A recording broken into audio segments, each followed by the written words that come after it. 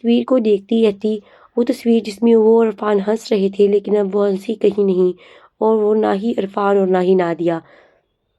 Nadia کی عمر 23 سال ہے اور وہ تنہا رہتی ہے۔ اب اس کی شادی کو 5 سال ہوئے تھے اور اچھی تھی۔ عرفان ایک اچھا شوہر تھا اور نادیہ سے کا ایک بیٹا بھی تھا جس کا نام ایان تھا۔ ایان اب 4 سال کا ہے اور باپ کے پاس رہتا ہے۔ نادیہ کو اپنے بیٹے سے ملنے کی اجازت نہیں ہے۔ اب یہ سب 3 سال پہلے ہوا تھا۔ ایک غلطی سے نادیہ کی ایک سہیلی تھی جس کا نام تھا فریحہ، اچھی دوست۔ فریحہ اکثر نادیہ کے گھر آتی تھی اور وقت گزارتی تھی۔ عرفان بھی فریحہ کو جانتا تھا اور اچھا لگتا تھا سب۔ ایک دن نادیہ اپنی ماں کے گھر گئی تھی۔ وہ دن فریحہ نے نادیہ کو فون کیا اور کہا کہ میں آؤں۔ نادیہ نے کہا میں تو ماں کے گھر ہوں ابھی۔ فریحہ نے کہا کہ کوئی بات نہیں، عرفان سے مل لو۔ نادیہ نے کہا کہ ٹھیک ہے، جا سکتی ہو تم بھی۔ فریحہ نادیہ کے گھر گئی اور عرفان گھر پر تھا اکیلا۔ دونوں نے چائے پی اور باتیں کی، دیر تک بیٹھے رہے۔ فریحہ رات تک رہی اور پھر چلی گئی واپس۔ نادیہ کو کچھ پتہ نہیں تھا کہ کیا ہوا وہاں پر، لیکن پڑوسیوں نے دیکھا کہ فریحہ رات تک رہی تھی۔ انہوں نے باتیں بنانی شروع کر دی اور افواہیں پھیل گئیں۔ گندی باتیں کی لوگوں نے۔ جب نادیہ واپس آئی تو پڑوسی نے اسے بتایا کہ فریحہ نادیہ کو برا لگا، لیکن اس نے سوچا کہ کچھ نہیں ہوا۔ لیکن پڑوسیوں نے اتنی باتیں پھیلائیں کہ سب کو شک ہوا۔ عرفان کے والدین کو بھی پتہ چلا اور انہوں نے بلایا نادیہ۔ انہوں نے کہا تم نے اپنی سہیلی کو کیوں بھیجا رات؟ نادیہ نے کہا کہ میں نے تو صرف اجازت دی تھی۔ ساس نے کہا کہ یہ غلط ہے اور لوگ باتیں کر رہے ہیں۔ نادیہ نے عرفان سے پوچھا کہ کیا ہوا تھا وہاں، بتاؤ۔ عرفان نے کہا کہ کچھ نہیں ہوا، صرف باتیں کی تھی۔ لیکن لوگوں نے اتنا شور مچایا کہ عرفان کے والدین ناراض ہو گئے۔ انہوں نے کہا کہ نادیہ نے اپنی سہیلی کو بھیجا جان بوجھ کر۔ نادیہ نے سمجھایا لیکن کسی نے نہیں سنا اور الزام لگاتے رہے۔ عرفان کے والدین نے کہا کہ نادیہ کو گھر سے نکالو۔ عرفان نے کہا نہیں، یہ میری بیوی ہے، اور لیکن والدین نے کہا اگر نہیں نکالا تو ہم چلے جائیں گے۔ عرفان مشکل میں پھنس گیا اور نہیں سمجھ آ رہا تھا کہ کیا کرے اور کیا نہیں۔ اس نے نادیہ سے کہا تم چند دن کے لیے اپنے مائکے چلی جاؤ۔ نادیہ کا دل ٹوٹ گیا اور اس نے کہا کیوں؟ میں عرفان نے کہا کہ بس چند دن کی بات ہے۔ پھر نادیہ اپنی ماں کے گھر چلی گئی اور روتی رہی۔ اس نے سوچا کہ چند دن میں سب ٹھیک ہو جائے گا، لیکن چند ہفتے چند دن گزر گئے اور عرفان نے اسے واپس نہیں بلایا۔ نادیہ نے عرفان کو فون کیا اور پوچھا کہ کب آؤ گے؟ عرفان نے کہا ابھی نہیں، والدین ابھی بھی ناراض ہیں۔ نادیہ نے پوچھا کہ ایان کیسا ہے میرا بیٹا، بتاؤ مجھے۔ عرفان نے کہا کہ ٹھیک ہے لیکن تمہیں یاد کرتا ہے۔ نادیہ نے کہا کہ میں آنا چاہتی ہوں اسے دیکھنے کو۔ عرفان نے کہا کہ ابھی مت آؤ، والدین مانیں گے نہیں۔ 1 مہینہ گزر گیا، عرفان نے نادیہ کو نہیں بلایا۔ نادیہ خود گئی عرفان کے گھر، لیکن ساس نے ملنے نہیں دیا۔ ساس نے کہا تم نے ہماری عزت خراب کر دی۔ نادیہ نے کہا کہ میں نے کچھ نہیں کیا غلط۔ بالکل، ساس نے کہا تم نے اپنی سہیلی کو بھیجا تھا جان بوجھ کر۔ نادیہ روتی رہی لیکن ساس نے دروازہ بند کر دیا اور نادیہ نے ایان کو دیکھنے کی کوشش کی لیکن نہیں دیکھا۔ وہ واپس آ گئی اور بہت روئی اپنی ماں کے پاس۔ 2 مہینے بعد عرفان نے طلاق کے کاغذات بھیج دیے گھر۔ نادیہ کو یقین نہیں آیا کہ عرفان ایسا کر سکتا ہے۔ اس نے عرفان کو فون کیا اور پوچھا کہ یہ کیا ہے یہ سب؟ عرفان نے کہا کہ میرے والدین چاہتے ہیں کہ میں تمہیں طلاق دے دوں۔ نادیہ نے کہا لیکن تم مجھ سے محبت کرتے تھے نا، کہاں گئی وہ تمہاری محبت؟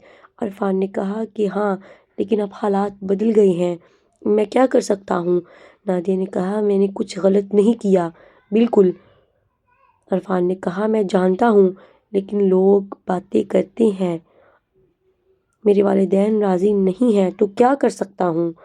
میرے بس میں کچھ بھی نہیں ہے۔ نادیہ نے کہا کہ ٹھیک ہے، لیکن میرا بیٹا کہاں ہے؟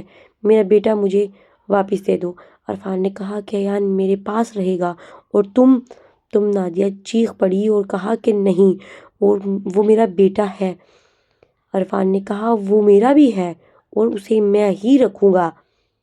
نادیہ نے کہا کہ میں کورٹ جاؤں گی اور لڑوں گی۔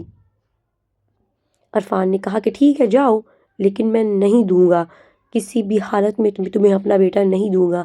نادیہ نے کورٹ میں کیس کیا اور ایان کی کسٹڈی مانگی۔ کیس چلا، لیکن عرفان کے پاس پیسے تھے اور وکیل اچھا تھا۔ عرفان نے کورٹ میں کہا کہ نادیہ نے غلط کیا تھا، اس نے اپنی سہیلی کو میرے پاس بھیجا تھا۔ اس نے کہا کہ نادیہ نے سب کچھ جان بوجھ کر کیا تھا۔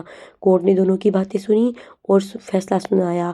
آخر میں کورٹ نے کہا کہ ایان باپ کے پاس رہے گا، لیکن نادیہ کو ملنے کا حق ہے، مہینے میں 2 بار صرف۔ نادیہ کا دل ٹوٹ گیا، لیکن اس نے سب قبول کر لیا اور وہ اپنی زندگی میں چپ ہو گئی۔ اس نے ایان سے ملنے کی کوشش کی، لیکن عرفان نے روکا۔ عرفان نے کہا کہ ایان تمہیں نہیں دیکھنا چاہتا، اب ایان کو ملنے کی کوشش مت کرنا۔ نادیہ نے کہا کہ یہ جھوٹ ہے، وہ میرا بچہ ہے میرا۔ عرفان نے کہا کہ اس نے مجھ سے کہا ہے۔ صاف صاف نادیہ کو سمجھ آ گیا کہ عرفان نے ایان کو بھڑکایا ہے۔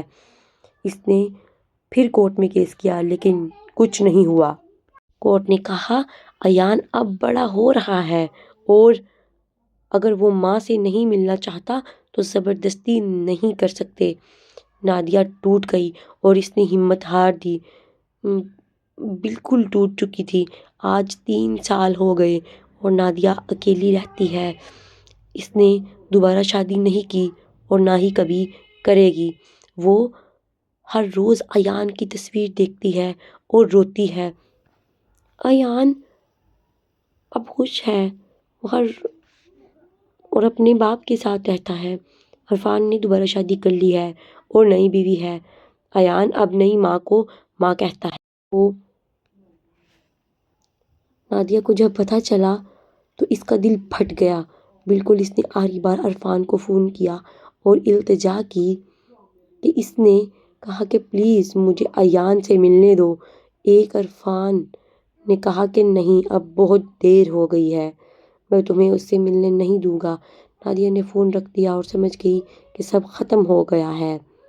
عرفان وہ صرف دور سے ایان کو دیکھتی ہے۔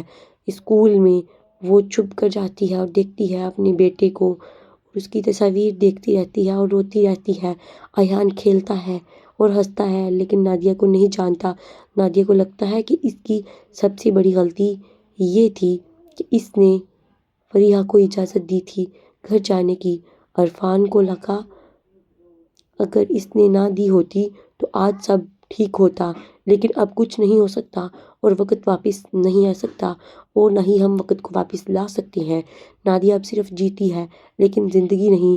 اس میں اس کے ساری خوشیاں ختم ہو گئی ہیں اور باقی صرف درد ہے۔ وہ اکثر سوچتی ہے کہ معاشرہ عورت کو کیوں نہیں معاف کرتا، لیکن ایک چھوٹی سی غلطی اور سب کچھ ختم ہو جاتا ہے۔